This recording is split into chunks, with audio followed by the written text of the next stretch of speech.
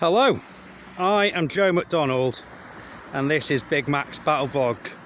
Day out and out for a walk with the dog edition.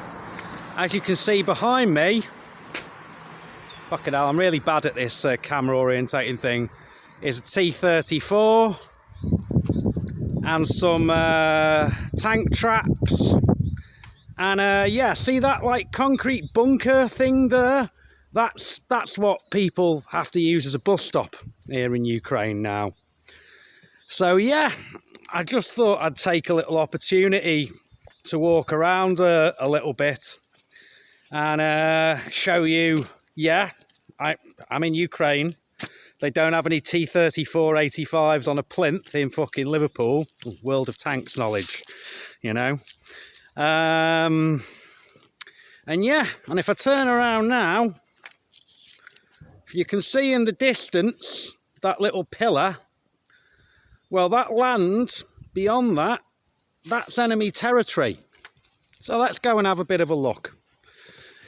So yeah, I've been feeling a bit better after the last couple of weeks. Here's a good example. Can we see that? Yeah. The fucking mortar's landed right there. So yeah, I've been feeling better last couple of weeks. You know, not really getting the headaches anymore. Bit more together with my thoughts. So I thought I'd try and make a bit of a video. I can fucking hear myself rambling now, but yeah. Few things have happened. We lost one of our company the other day to an artillery strike. It was a sapper, made the bombs for our drones. Really good guy, really likeable guy. Was Voa. Always happy. He'd been a soldier in the Red Army back in the day, and then, you know, he'd retired. And he just lived in Kherson. He was an electrician. And one of the things, you know, when the Russians took Kherson, he was still a civilian. But, you know, they were out looking, the Russians were out looking for anyone who might be a threat to him. So he was taken prisoner by these Mongolian Buryat soldiers, they call them, Mongolians. And they beat the fuck out of him and broke his jaw. And when Kherson was liberated, he signed up. And he was told, you don't need to do this. You know, you're nearly 60. You've got a broken jaw. You know, you so easily could have avoided military service. But he volunteered, you know. And despite the fact that his jaw had never healed properly, and he was constantly in fucking pain with it, he was always happy. He was always in a good mood. Really kind to one sock. You know, was always really nice to me and Adam. Adam got wounded at the same time as him. Not badly. Adam's like Wolverine. You know, you could cut his fucking leg off and he'd grow a new one by dawn. But yeah, Adam's in the hospital in Odessa right now with a bit of a crushed hand. And yeah, you know, it's very sad. What are you barking at? The dog's decided, how do I get the angle on this? See, there's a statue behind me there. One sock doesn't like it. One sock doesn't like this statue, so let's go and investigate why. I think it's a cosmonaut, by the looks of things. I think this is the park of the cosmonauts. So yeah, so that's been eventful. Just by luck, if we start getting shelled now. Fortunately, there's some trenches right over here. Oh, so one sock does not like the statue of a cosmonaut holding a picture of Jesus. Does this mean my dog is possessed? Or did you just have decent taste in artefacts? Come on, one sock. let's go and explore. Oh, you can see here we've got this statue of a cosmonaut holding Jesus. So yeah, you don't like it. I don't like that at all, do you, mate? Yeah, you tell Jesus and Yuri Gagarin or whatever his name was. So yeah, so that's all been very sad. But it's war, it happens. It sort of brings it home to you a little bit, you know. It gets, you normalise everything. You know, I go to work. You know, I was at work yesterday and I decided to, I was doing an infantry job for the day. Not with the drones at the moment because I'm recovering from a TBI and all of that. But we decided to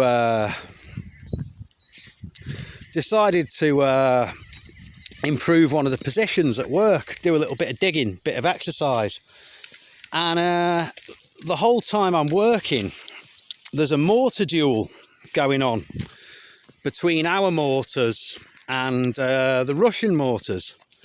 And I'm like, you know, completely fine working in this, despite the fact that the mortars are getting fired and landing within 500 metres of me. But, you know, I can hear where they're going to go.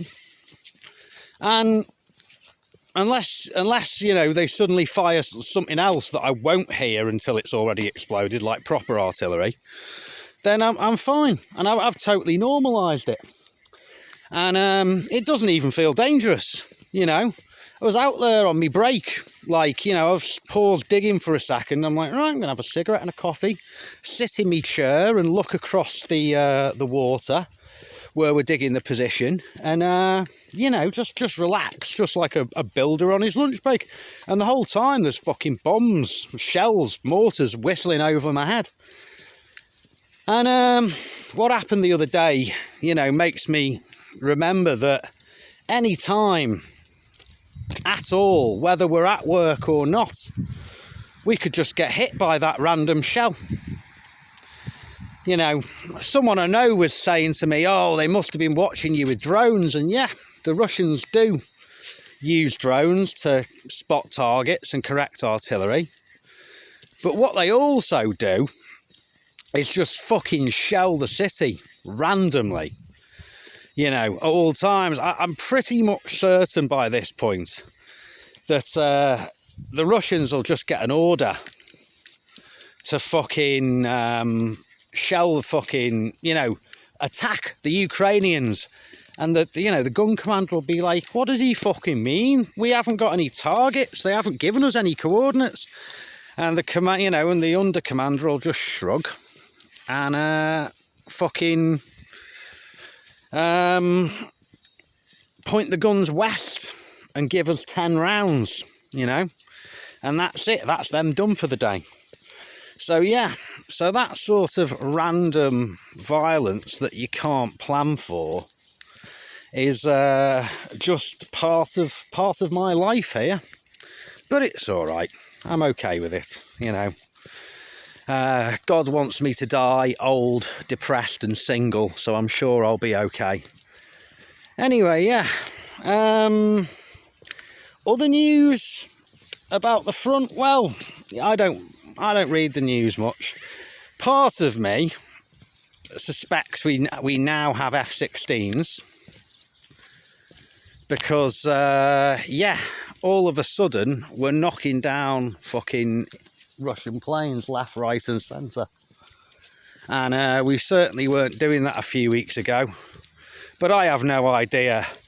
But I speculate, right, that if we did have F16s and it wasn't the full complement, say only 4 or 5 pilots were ready, that they would not announce that. Because if they announced that we now had 3 or 4 or 5 F16s in Ukraine, the Russians would do absolutely everything they could to fucking destroy that. So yeah, I think we've now got F16s and they're keeping them quiet. But, you know, again, these are just the speculations of some infantrymen in Kherson. I don't have a clue. As for what's his face, the German bloke, going on about how they've got, you know, British personnel helping them fire the Storm Shadows. I've never heard anything about that, and I've seen a lot of comments on different things since that happened saying there's tens of thousands of us over here, of NATO personnel over here, and we're all fucking yeah, just let you get that thing. Oh look, see, enemy territory behind me there. If you can see that little strip of river in the distance, that's where Russia is, just a few kilometres away. Hello orcs, go fuck yourselves. So yeah, but a funny thing has come from that. My French mate who's joined the squad, he got into a bit of an argument with one of the guys in our unit the other day. And apparently a lot of Ukrainians believe that all those foreigners are on big money from our governments to be here. And I have no idea where they've got this idea from. The only thing I can think is basically they're reading the more Russian side of Telegram, you know. As Telegram, for those who don't know, is somewhere between a news feed and a messenger app. So you can have a channel on it, much like YouTube. And yeah, apparently that's a common belief here, that all those foreigners are on big money. Right, now, I don't know if anyone is, like I haven't heard of anyone in Ukraine being on big, crazy, private security contractor money. And I can't imagine why they would, you know. Like, I heard at the start of the war of some guys who were apparently on big money, and they were taking, you know, they were helping escort the weapons across the border from Poland to, like, whatever military base. But if you've actually been in Ukraine and seen how safe and untouched by war that Western Ukraine is, you're like, why would they fucking bother with that? You know, why would they fucking bother than that? Why are some private security contractors they've hired intrinsically more trustworthy than some personnel from the army? So I don't think any of that is true at all. And as for there being tens of thousands of NATO soldiers over here, if there's 200 Brits who are fighting in country, volunteers, I think that's a fair number. I reckon there's about 200 Brits in Ukraine, and maybe about 1,500 Americans who are soldiers in Ukraine. And, you know, say like 200 French, 200 Germans, something like that. There's nowhere near, there probably isn't a whole brigade worth, there probably isn't 3,000 foreign volunteers fighting in Ukraine. That's probably the max number I'd put it at. So yeah, you wonder where these rumours come from, you know. Anyway, that's it for me, because I think that's probably one of my more rambly and boring videos. But hey, you got to see a bit of Kherson and some weird communist architecture and sculpture. But anyway, so it's goodbye from me, Joe McDonald at Big Mac's Battle Blogs. It's goodbye from One Sock, if we can get him in shot there. And as always, to our pro-Russian and Vatnik listeners, Idi Nahoy Zalupa.